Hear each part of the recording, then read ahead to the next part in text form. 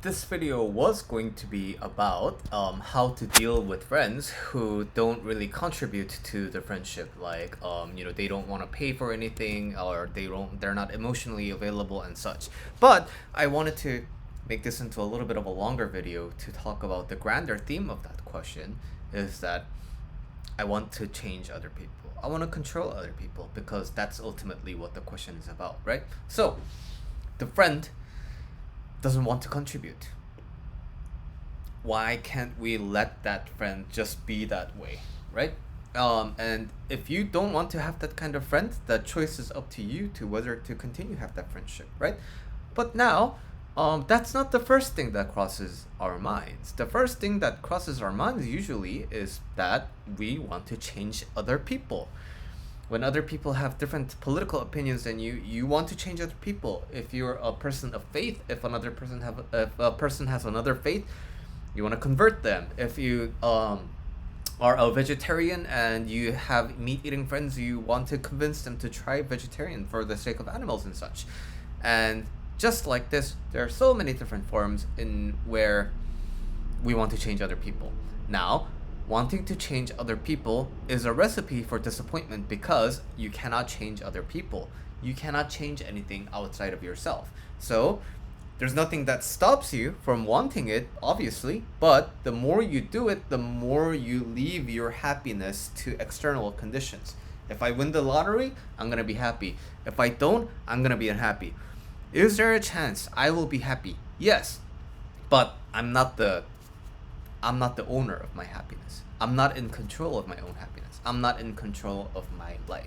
So this is all easy to understand. But why do we keep doing it anyway? Why is it so hard for us to shake off the mentality of wanting to change other people?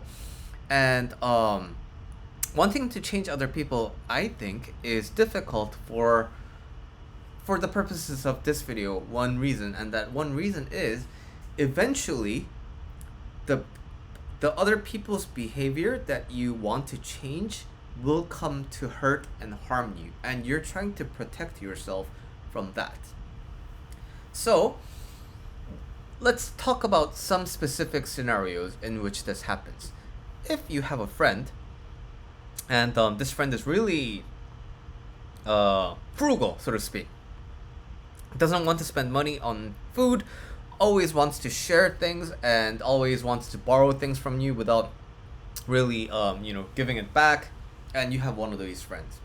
And now, when you are thinking, I need this, I want to change this person, what goes on underneath? Why is there a need for them to change?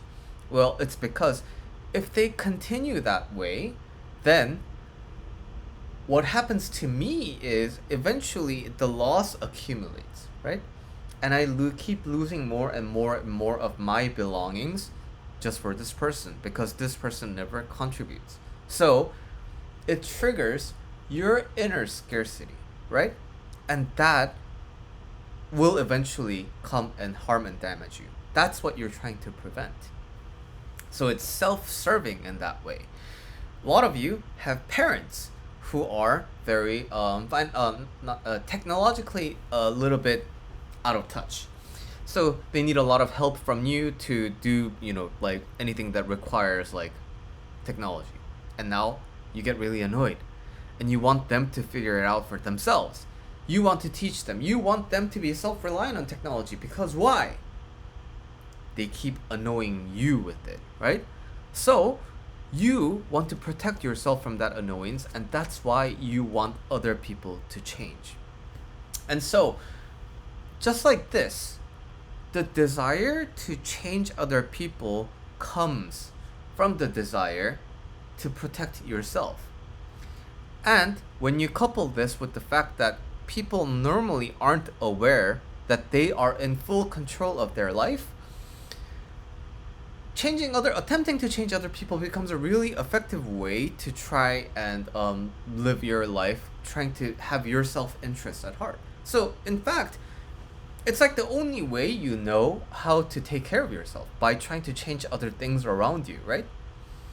But the truth of the matter is, the only thing that we can control is ourselves, and it's so much easier with time and practice to just change how you view it. Your parents may call you selfish, and your parents may call you every time they need something, but you're in charge. You don't need to oblige in them. If you want to, every once in a while, you could, and you don't have to be frustrated about it. If they don't understand and they want you to repeat, you don't have to. You don't have to do anything. Just like how other people don't have to do anything. You can make choices about, do I feel like doing this today with a lot of love and not being frustrated at them? Then good, you should do it. If you're not feeling particularly generous that day, nothing's stopping you from not doing it, right? If you have a friend who doesn't want to spend, and that's annoying to you today, don't spend time with that friend today. And if you're okay with it, if you're feeling generous, then you can, right? And this concept of working with yourself and just controlling yourself seems very jarring and strange. And we'll get to the whys of that in a later video. But ultimately, in this video, I want to propose to you that when you want to change other people, it's coming from a good intention. But if I want to stretch your brain a little bit, it's so much easier to change you and how you think instead of trying to change other people.